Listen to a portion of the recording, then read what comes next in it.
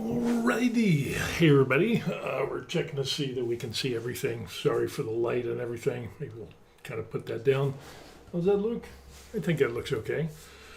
Anyway, today what we're doing is some more printing on the Creality K2 Plus. Doing a little bit of a different setup here. So I'm trying to do everything from here, but my computer's over there. So doing all the changing of scenes and everything is I'd have to get up and go over. I think I have a Stream Deck somewhere, so a little keypad that you could change the scenes and the cameras or whatever. It's almost like I need a computer over here so I can do that stuff. So anyway, thanks for watching the channel. I'm Steve, the retired hobby tech guy. As some of you know, I am a retired American expat living in Korea, and some of the hobbies that I have to keep me busy during my retirement golden years is 3D printing. 3D printing comes in two different flavors. One flavor is resin printing, to where you can print out things. I think I can use this camera. Can it? Oh, we got that in the way. So you can end up doing some miniatures and do resin printing.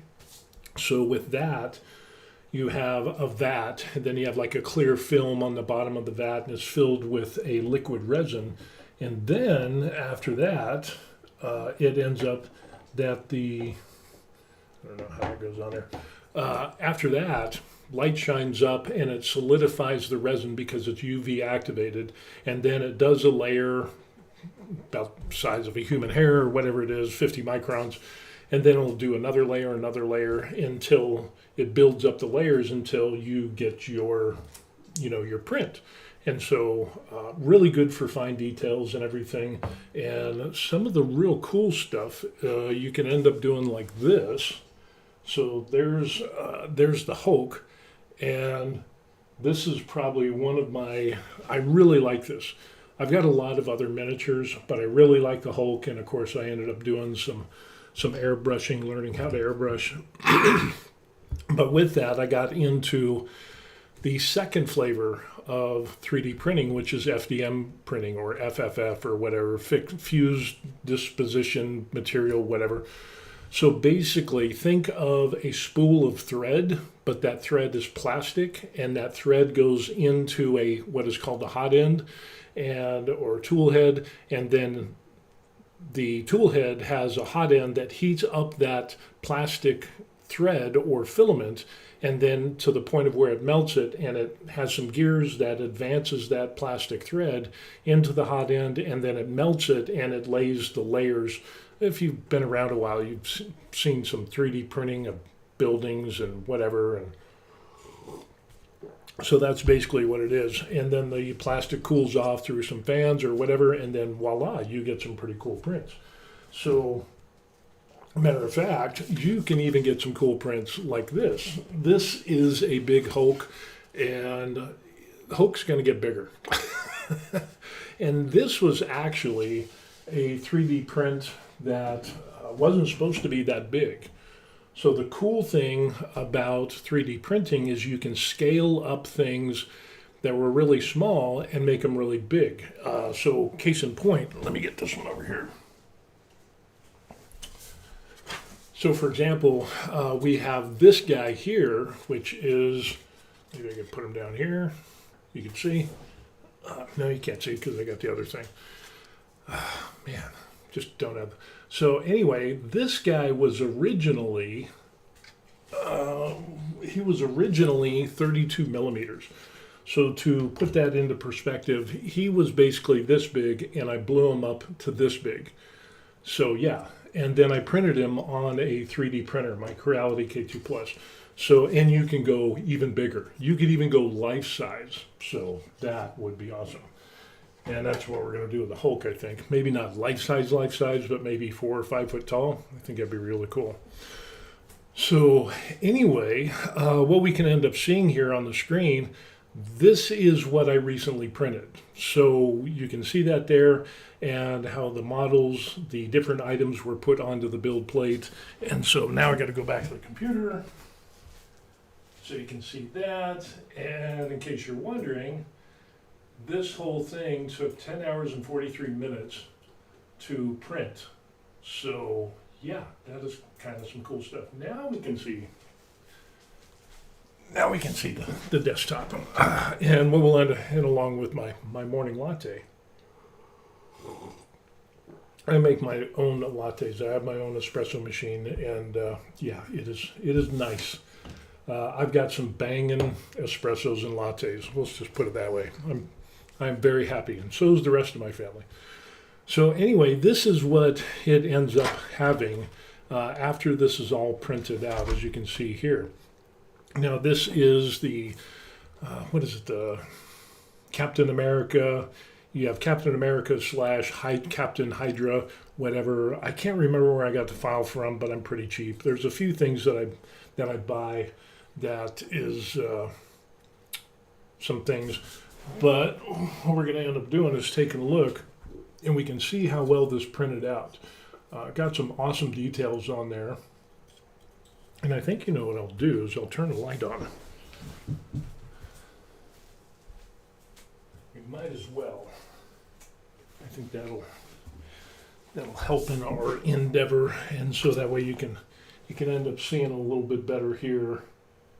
And yeah, this is printed in Creality Hyper PLA white, and we'll see if our support removal ended up being good. So not bad, not bad. Have to clean up and sand a couple of edges there, but that's to be expected. So we got the shield, and then we have another shield. So we can go ahead. Oh, that's a lot better. So nice. So there's something to be said. So, like for example, on printing this was on the edge, and of course you're going to have a lot more supports along that bottom. But we notice how there's a little bit more scarring on the bottom of this versus this, where this point was the contact point. So we got minimal scarring there. We got a little bit of stringing there, but that can be cleaned up with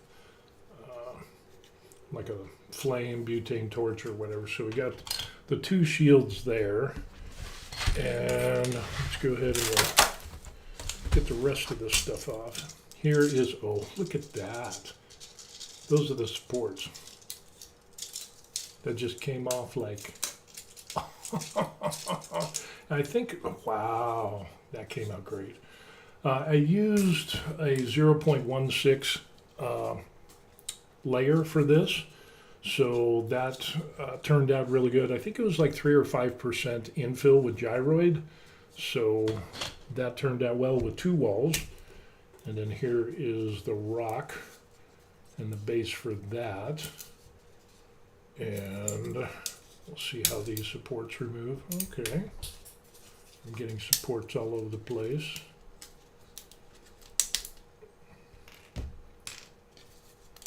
So we're doing our little, am I going to need a, yeah, all of these are connected with brims, so I'm going to need a little bit of a help with this. Courtesy of some tools.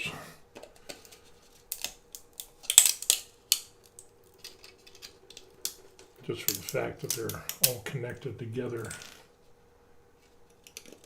But if they're not, this is the top of the supports where it comes up to the model is coming off really nice.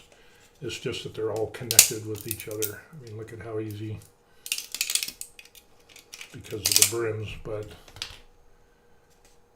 it's not too bad for the bottom. And this is just such a weird orientation, but I don't mind the little scuff and the rough marks on the bottom because you're not going to be able to see that, so that's not a big deal. But this is some of the stuff that I do to fill my time. So here in Korea, being retired, retired overseas, not going back to the United States, hopefully ever. So that's kind of fun. So these are some of the hobbies that I have to keep me occupied while I'm here in Korea. So some people are like, well, what do you do all day? And it's like, there's a lot that I do. Actually, it ends up, our days are pretty busy. Normally we go to the gym about 3 days a week. I'm going to up that because I need to work on my legs more. But going to the gym, that's a good 2 hours, 2.5 hours right there out of the day. And then, you got your meals, got your recovery, got to take a nap, because the workouts are kind of hard sometimes. So, there's that. And then there's the everyday shopping. Man, that turned out nice. Well, there is some lines there. Again, we're not concerned about that because that's that is the rock face. So, and this will fit into this, and I think like that. So, yeah, that'll be nice. But yeah, it ends up, there's a lot to do when you're retired if you have a plan to do stuff. So you have your everyday life stuff. So you have that. Oh, we got another shield here. I don't know why this is, these brims, so many brims. But yeah, it's easy to stay busy. The big thing is physical fitness for us. That's a big thing that we do, and so that'll take it 3-4 days a week normally, and it's good for health and longevity. So you definitely got to have that. And then of course, then came the need of not only to physically stay fit, but also emotionally and keep the mind sharp and things like that. So that's why I kind of got into 3D printing, resin printing, and things like that, is because, I thought it was cool, and just some good stuff. So, these brims can be the death of me.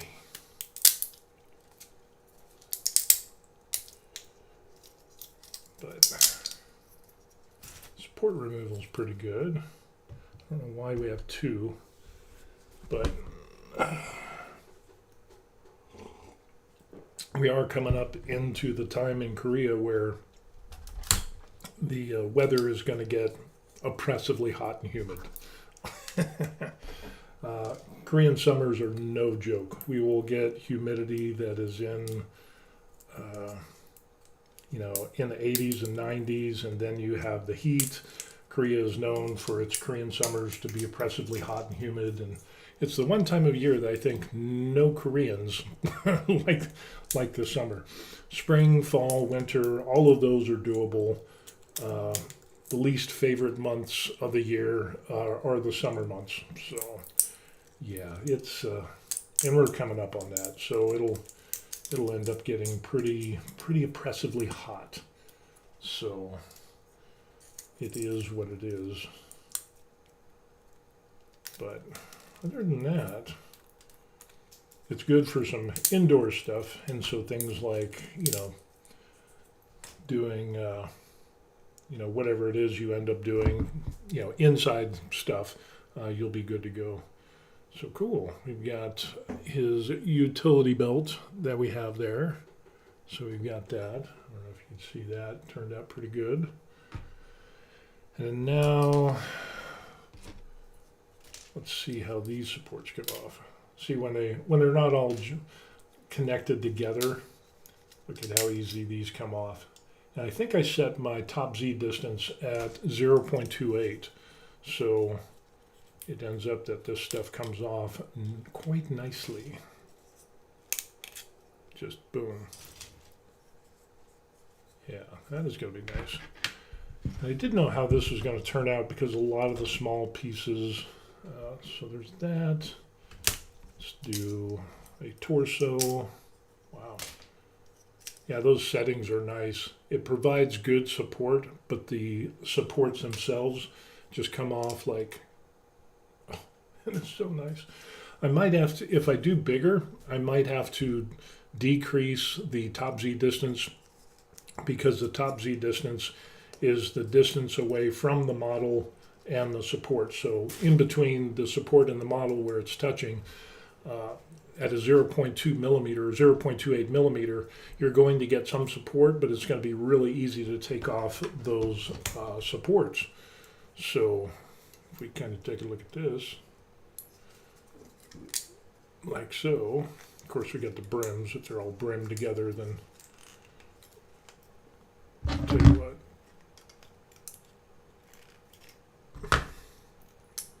Let's see how that just pops right off. So nice, nice, nice. So this is the Hydra. So there's that. And then we start getting into, what do we got here? We got an arm. And of course these are all brimmed together. That's nice. It's so nice to have all of these things, to have your machine dialed in, and being able to get the supports off quite easily is something that's nice. And I think the default setting was like 0.1 or something like that, or I had accidentally set it to 0.1. 0.1, it's hard to take off the supports. You'll get good supports, but the adhesion of the support onto the model is real hard to get off, and that'll leave some marks and scuffs. And if you're okay with that, that's fine, but it's hard to take off, and especially when you have small details, that is problematic. So that is something, when you're doing something that has a lot of details, then you want to have supports that come off quite easily, as opposed to something that's really fused on there, and which would make it hard to take off.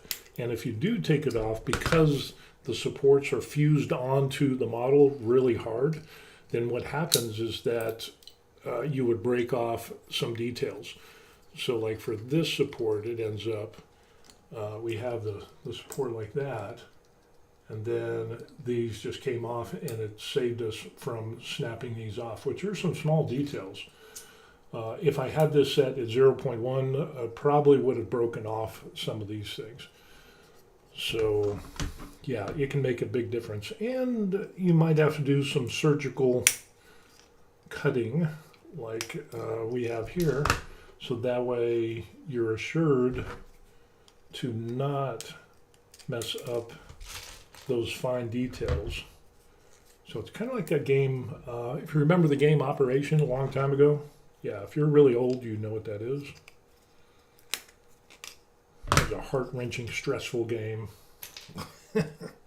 Maybe that's why a lot of us have issues. It's because we played Operation. So yeah, this is going to turn out good, I think. Not too much post-processing.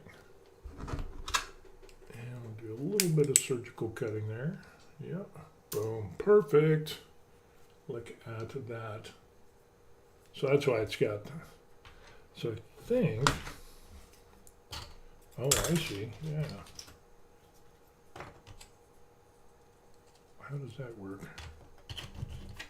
Oh, okay. So there the shield goes like that. See, it's got all the holes and everything, so you can just glue that with some CA glue, and boom, you're good to go. So I'm not sure what these other shields are for. It's interesting. Again, I'm not sure. Oh, okay. So you can have a shield. So you could switch the shield and have a shield on his back. Like so. Oh, like that. So you could do that. Or you could do like that, and then it could be holding the round shield. Okay, I got it. I got it. I got it.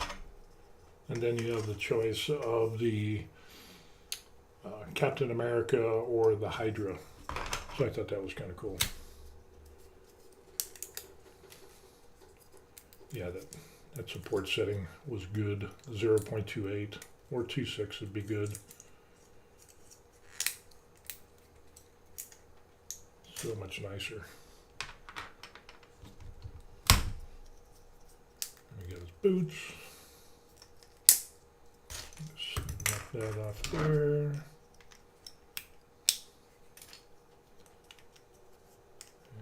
And that one's already off. So just take that off. Now, this is going to be a doozy. Oh, maybe not. Pretty nice. See the details on that. And being at a layer height of 0.16, we get some fine details. We don't get a lot of layer lines. I mean, you can still see layer lines, but it's very, very minimal. So you get some real high quality. And I'm using the I'm using the 0.4 nozzle that comes stock. And of course, when you have your layer lines, that the smaller they are, the longer it's going to take to do the print. So that's why it was like 10 hours. And I started this last night and ended up, woke up this morning, had a couple hours left, and yeah, so that'll turn out good. Now we've got, oh, he's got a pistol. Yeah, that's right, I forgot about that.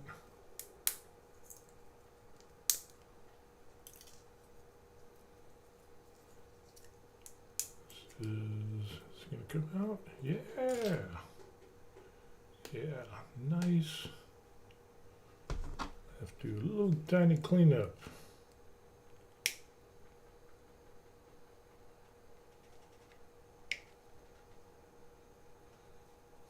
Not bad. Now we've got two heads. So we've got the Captain America. They're both Captain America, and I think one has got his mouth open, and the other, he doesn't. So we'll see how this turned out. Look at that. Just boom. There we go. Captain Steve Rogers, America's first Avenger.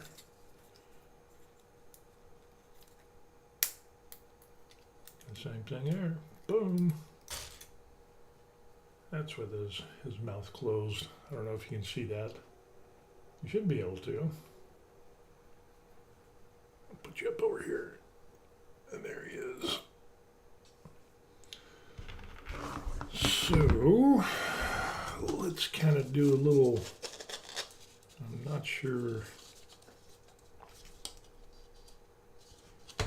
how this is supposed to go. So obviously he's got his boots. So those will, boots on the wrong feet. Don't want to do that. So that'll be like that. And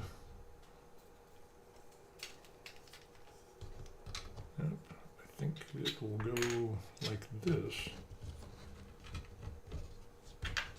That'll go like that.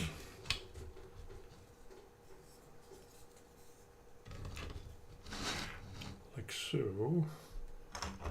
Then that will go, oh yeah, he's got his belt to hide his stuff. So that will go like that. And then you could either have him with his shield, like so.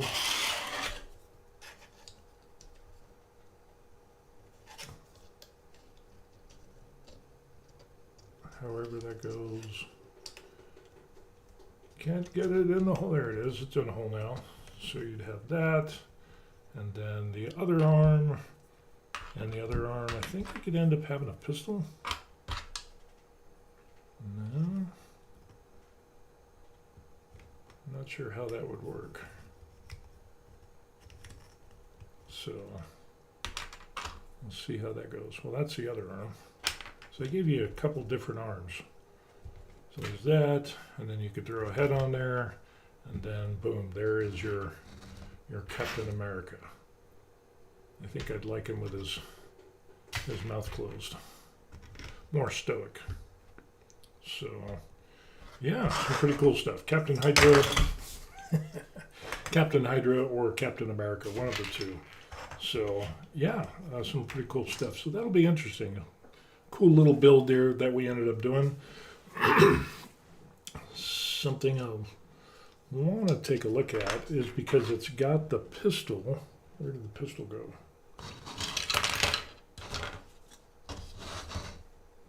He had a pistol. I know he did. Oh, there it is. So, or does this go on the belt?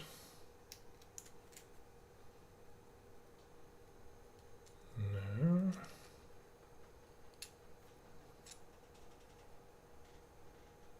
That's no. Oh, it goes on the side of his. Ah, okay. I've got it now. So that would go like that. Okay, now that makes sense. Yeah, I think this will be a cool little miniature. So if we're talking about height, how tall would this guy be?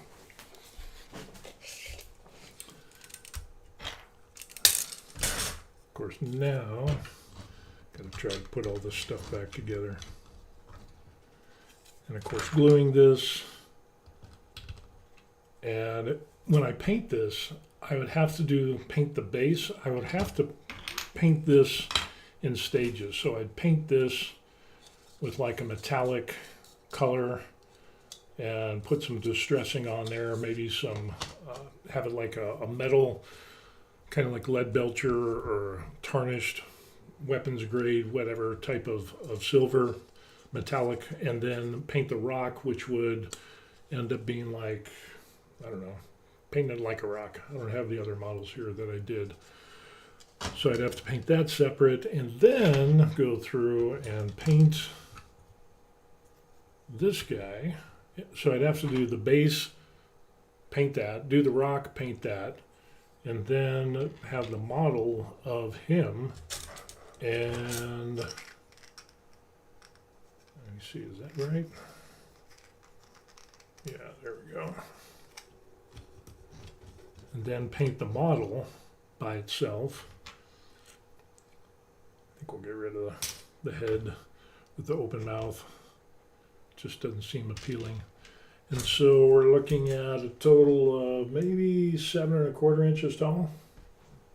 I think, yeah, about 7¼ inches tall. So that would end up being kind of a cool figure. I was thinking about scaling it up even bigger, but I was like, let me just, I mean, this guy by himself, Humpty Dumpty fell.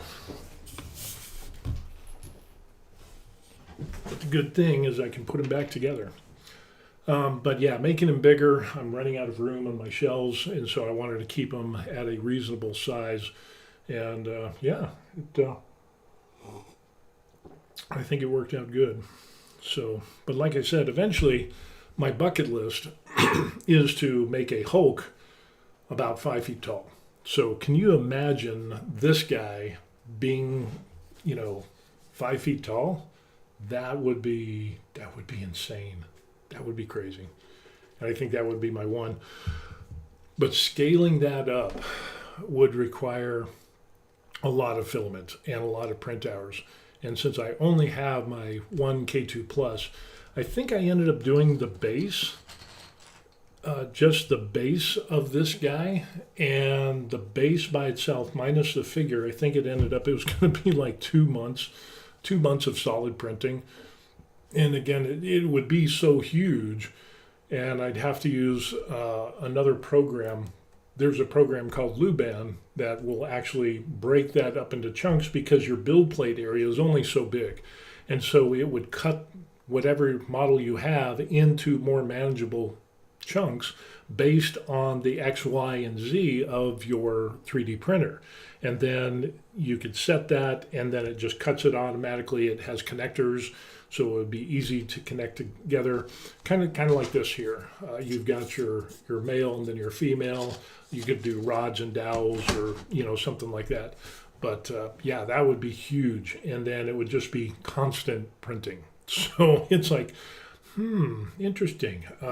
Which really begs the question: do I need another 3D printer?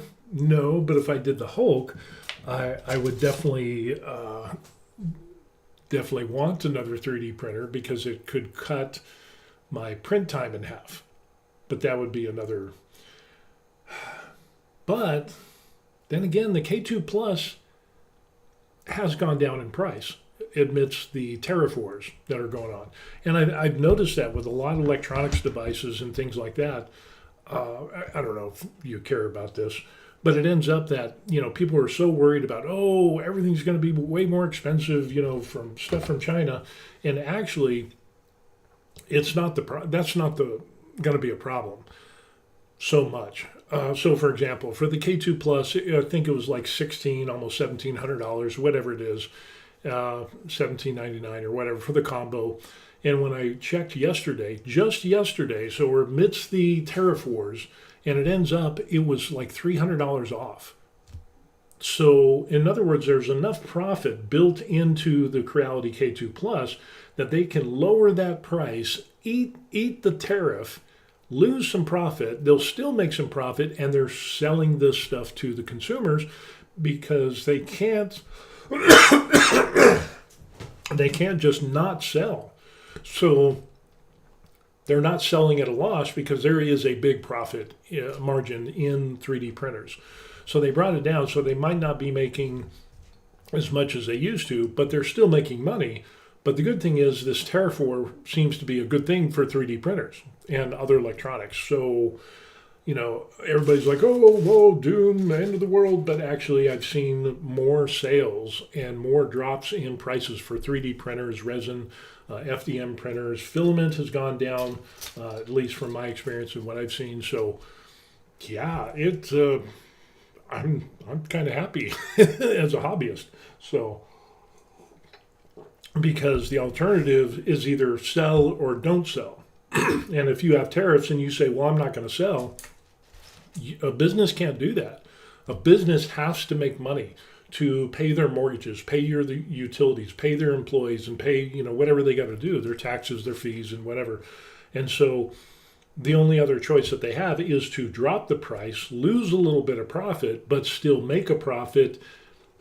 And yeah, and eventually I think the tariff wars, whether you agree with them or not, eventually it's going to come to the point of where the tariffs with so many other countries against the United States have brought their tariff levels down, so it's an equal playing field. So in other words, it's actually fair trade, which I like. And I'm an independent, so, I like ideas from both sides. But yeah, and both sides are corrupt. There's a lot of corruption on both sides. But when it comes to 3D printing, I think this is really favorable because we're seeing a lot of these Chinese companies dropping their prices for printers and so on and so forth. And the K2 Plus, I had a guy tell me, well, that's last year's printer. And it's like, no, this is their newest flagship printer. Okay, their new printers don't come out until the fourth quarter of this year. Late third or fourth quarter of this year. So yeah, we're still at the peak, but because of the tariff wars, you could get the K2 Plus or other. I haven't checked all of the 3D printers, but I've seen a lot of them have come down in price. So, and then if you get the previous model, it's going to be even cheaper. So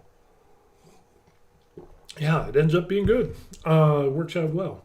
So anyway, this 10-hour and 43-minute print at 0.16 ended up being really good. And I apologize if you leave any comments and I don't see them because my computer's back there and I'm here and I can't see the comments. But 3D printing is a great hobby, and when you can take something that is like a 32 millimeter STL file and then blow that up into something that's like this, and then you could blow it up even further into something like this, and then you could even make this life size if you wanted. That is a pretty amazing thing that you can end up doing. A great hobby, and then, because there's a lot of variables, and if you're a technical person, you could, go to town on all this stuff and really dial in. But it's not so complicated to the point of where a new user can't get into 3D printing and put out some good stuff. The usability of all this stuff ends up being really good. So yeah, I'm really happy with it. Resin printing, you get some awesome details, like we showed on this guy here, which is insanely detailed. I mean, look at that. That is just crazy insane. And again, I've got so many models that I need to print, but the details and the level of details, again, you can print really small, as you can see here, and I'm trying to paint these guys up, or you could make this really big. Maybe I should do one of these. Wow. Oh, yeah. Ooh. Ooh. That could be good. Wow. Yeah. Let's see. What other guys do we got? We got this guy here. That would be a killer one. This would be really good. I mean, the details on him are also insane. And, or we could do like this guy here. You see him? That would be awesome as well. I mean, look at that. That would make an awesome large print. Insane. Wow. Yeah. So, and then, what is the other one? So there's that guy. Oh, and here's another one. This is here's the other Viking dude that I have that I can't remember where I got him from. But I paid money for these.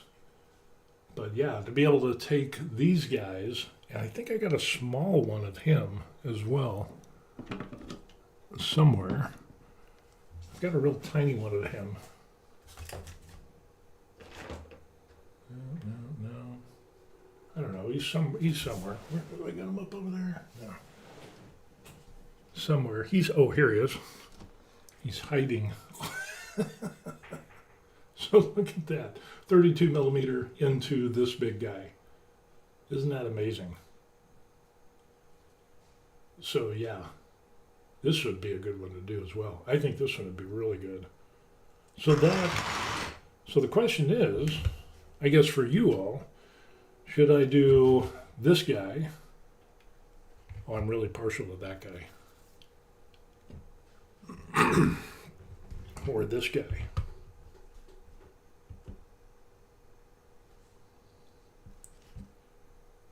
Oh, the details on him are awesome, but the details on this guy are awesome as well. I think I'll do this guy and make him bigger. This dude. That. Oh, yes. That would be cool. Oh, yeah. This is it. This is going to be the dude. This is going to be the next dude right there. Okay, now I'm pretty excited. So anyway, that's going to be it. We'll finish out this video. Please like and subscribe. I would really appreciate that in the fact that it would help with the YouTube algorithm. So like, subscribe, so you can keep up to date on the FDM resin printing hobby American expat in Korea thing. You could also do me a solid by buying me a coffee if you want to do that. That is in the description box down below. There's a link. You can buy me a coffee if you want, because Lord knows I love my coffee. And with that being said, find something to do.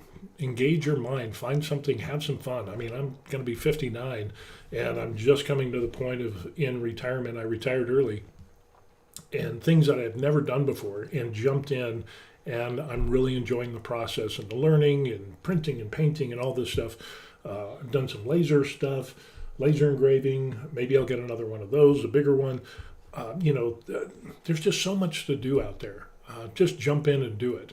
And don't wait until you're old and retire like me. Do it when you're young, and so that way your whole life you can have some fun. Unfortunately, I was at a place where, you're a kid, you play, and then you become an adult and you work your ass off, and then you retire, and then you do stuff, do the fun stuff. I could have been doing fun stuff throughout my whole life, but it is what it is. Better late than never. So yeah, I think we're going to be printing this guy out next. So yeah. Oh, that is such a good idea. That is such a good idea. Oh yeah. Oh, that'll be good. So anyway, we'll leave you with that. I've got some stuff that I do, got some appointments that I need to go to today, which is going to be so much fun. And try to get back home before it gets oppressively hot. It's supposed to be in the 80s, so we will see you on the next video. All right? Peace. Alrighty. And we will end this video.